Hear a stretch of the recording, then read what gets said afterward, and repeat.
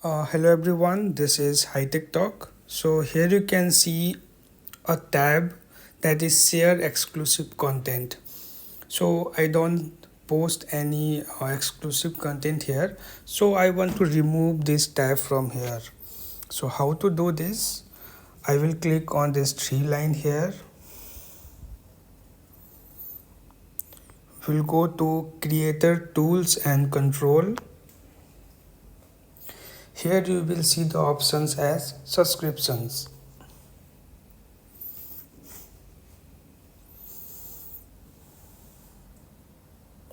So here you will see subscription details. So I will click on subscription status. So I will click on deactivate subscription.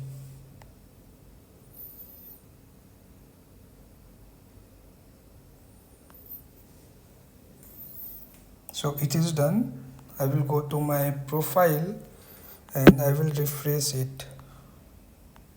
So it will take some times to reflect. So this tab will be removed from here. So here I am checking it after an hour and you can see share exclusive content tab has been removed. So I hope you will find this video useful.